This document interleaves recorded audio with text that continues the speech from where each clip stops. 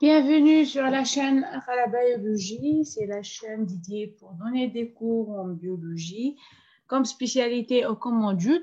Alors, on va continuer avec la biochimie microbienne et nous sommes dans les fermentations. Alors, aujourd'hui, on va parler de la fermentation lactique dans un premier temps et de la fermentation des acides mixtes dans un deuxième temps. Alors, la fermentation lactique, c'est la voie de production de l'acide lactique à partir du pyruvate en condition d'anaérobiose. Donc, c'est l'acide lactique qui est utilisé comme produit, comme additif alimentaire. La fermentation lactique, elle est subdivisée en fermentation homolactique, une fermentation hétérolactique.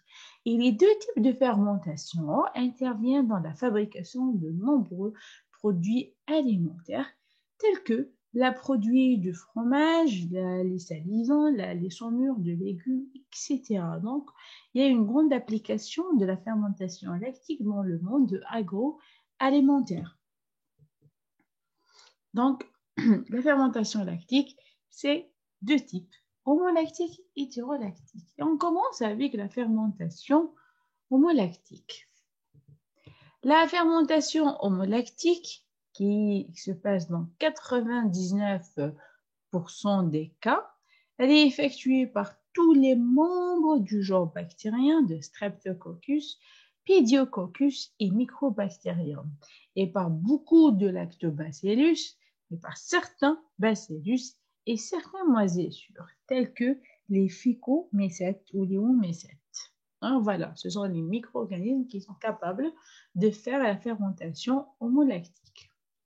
Donc, cette fermentation est une réaction chimique entre le bactérie et le produit laitier, hein, on va dire les produits laitiers. Donc, les ferments se développent au profit du lactose, qui est considéré comme le glucide du lait, et ils provoquent ainsi la formation d'acide lactique qui fait lentement coaguler la caséine, qui est la protéine du lait. La fermentation est arrêtée par la mise au réfrigérateur. Donc, elle se passe dans une température ambiante. En présence de l'enzyme qui est la lactase, c'est l'enzyme qui est sécrétée par les bactéries lactiques, le lactose, est hydrolysé en glucose et galactose. Donc, le lactose, en présence de l'eau, ça va subir une hydrolyse grâce à une enzyme qui est la lactase et va donner naissance à glucose et au galactose. Puis le glucose est transformé en acide lactique grâce à la fermentation lactique. Donc, ce sont les deux réactions qui correspondent à la dégradation, à la fermentation lactique, pardon, à la fermentation lactique. Donc, on peut voir ça clairement, le glucose avec glycolyse, le glucose qui est subé de l'hydratation, plutôt de la dégradation du lactose, hein, va subir une glycolyse et puis va donner l'acide pyruvique qui va se transformer en acide lactique. Et cette réaction est favorisée à une température de 45 degrés Celsius. Bien sûr que une température de 4 degrés Celsius du réfrigérateur va l'arrêter. Et puis, on laisse le lait fermenter longtemps, plus le pH diminue car la quantité d'acide lactique augmente et la solution devient donc plus acide. Donc, avec une fermentation lactique, avec la production de l'acide lactique, nous avons la diminution de pH. Donc, le milieu va devenir acide. Donc, le deuxième type de fermentation lactique, c'est la fermentation hétérolactique. Hétéro, c'est-à-dire qu'il y a beaucoup, c'est un mélange. Et les bactéries impliquées dans la fermentation hétérolactique convertissent par la voie de pentose phosphate de glucose une molécule de lactate. Donc, nous avons vécu avec l'homolactose, c'est le lactose qui est dégradé en glucose et galactose, et puis le glucose par la glycolyse va donner l'acide pyruvique, et le pyruvate va se transformer en acide lactique. Mais là, on remplace la glycolyse par pentose phosphate. Et là, nous avons, en plus de la production de l'acide lactique ou lactate, nous avons une molécule de CO2, une molécule d'éthanol ou bien une molécule d'acétate, l'acide acétique. Et nous avons une production d'une molécule d'ATP avec une réoxydation de NADH2 en NAD. Très bien. Donc, c'est un mélange de produits que nous avons à partir d'une seule molécule qui est le glucose. Ça, c'est pour la fermentation hétérolactique. Donc, nous avons deux schémas qui expliquent, qui comparent la fermentation hétérolactique avec l'homolactique. Donc, la fermentation hétérolactique, nous avons la dégradation du glucose avec la voie de pentose phosphate. Donc, nous avons la fabrication du ribulose, du xylulose, et puis nous avons l'acétyl-P, l'acide aldéhyde, et l'acétaldéhyde qui va nous donner de l'éthanol. Alors que pour l'homolactique, nous avons le glucose qui va devenir fructose, etc. Et là, nous sommes dans la glycolyse, glycéraldéhyde, et ainsi de suite, jusque l'on arrive à fabriquer du pyruvate où nous avons le lactate. Donc, pour hétérolactique, c'est pratiquement normal, la pentose phosphate, et là, le xylulose, qui va donner de l'éthanol à un moment donné, de l'acétate, et de l'autre côté, grâce à une enzyme qui est la phosphocétolase, va rejoindre le glycéraldéhyde pour donner l'acide lactique comme produit. Alors là, c'est zoom sur les réactions pour le lactique et pour l'hétérolactique. Donc, les deux réactions, les deux voies sont utilisées dans la biotechnologie du produit laitier, et nous avons un grand groupe, le groupe de bactéries lactiques qui font ça. Et ce sont des micro-organismes ubiquitaires, c'est-à-dire qu'ils se trouvent partout. C'est susceptible d'être retrouvé dans tout type d'habitat. Elle accompagne l'activité humaine au quotidien. Font partie de la flore commensale, de la flore intestinale ou de la flore alimentaire.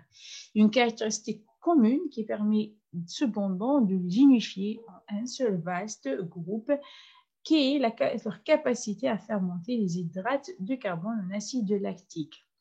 Donc, elles ont aussi d'autres caractéristiques communes.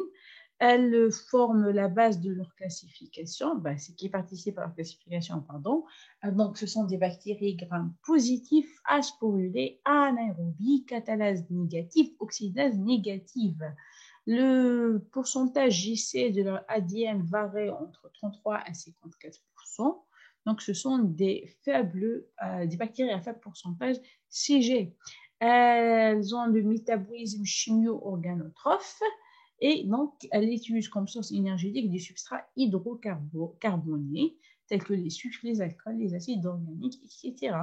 Et elles possèdent souvent des exigences nutritionnelles complexes en termes d'acides aminés, peptides, vitamines, des sels, d'acides gras et de sucre. Donc voilà, c'était les bactéries lactiques. Et puis, nous avons un autre type de fermentation, c'est la fermentation des acides mixtes. Alors, pour les fermentations, c'est simple de les connaître. C'est que chaque fermentation est nommée selon le produit. Nous avons les fermentations alcooliques par rapport à l'éthanol, nous avons la fermentation lactique par rapport à l'acide lactique, et là, nous avons la fermentation des acides mixtes, qui veut dire que nous avons plusieurs acides qui sont produits lors de cette fermentation.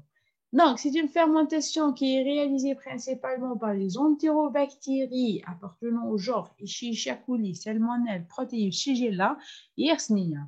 Et elle est aussi retrouvée chez les Vibrio et certains Aeromonas. Donc, elle est un peu spécifique aux entérobactéries. Elle est caractérisée par la production d'éthanol comme alcool et de plusieurs acides organiques. Il s'agit de l'acide lactique, acétique, succinique et formique.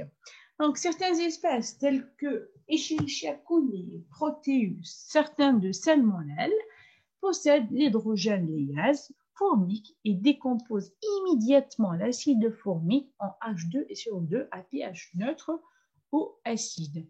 Donc, voilà les réactions qui aboutissent à la formation de cet ensemble d'acides.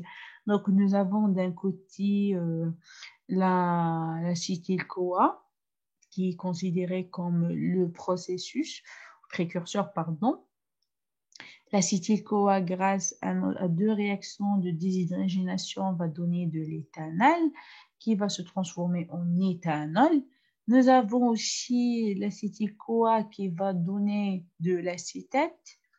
La dégradation de lactate va donner, de lactose, pardon, va donner du lactate et de formate qui va donner le formate ici. Donc, le formate et lactate, leur substrat, c'est le pyruvate. Hein. L'éthanol et l'acétate, le substrat, c'est l'acétyl-CoA.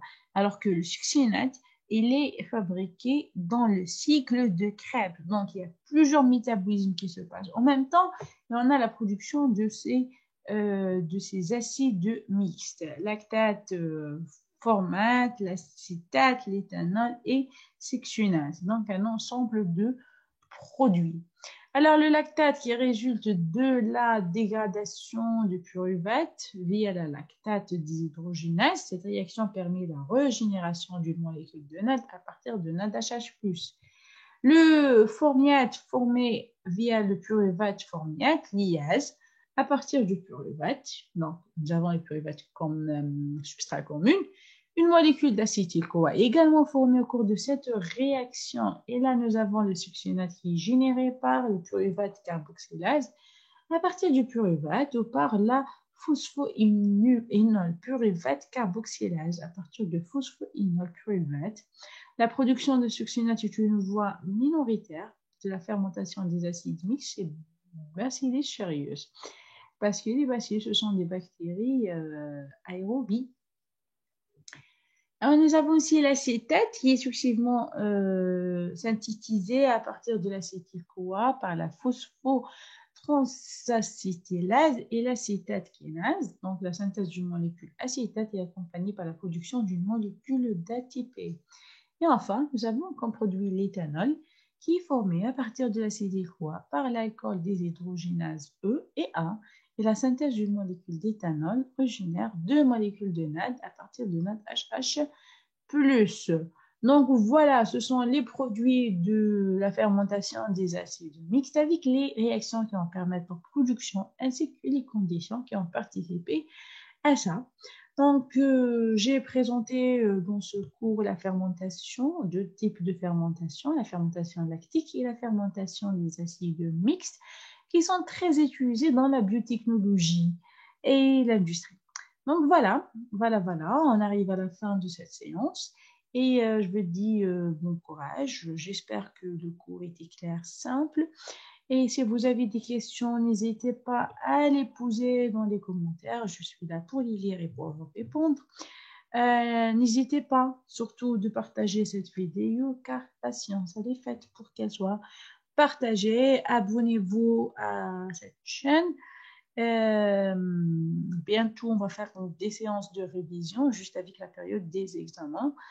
Donc, n'hésitez pas à me dire si vous avez des problèmes quelque part. Donc, voilà, c'est la fin et je vous dis bye bye, à la prochaine. Au revoir.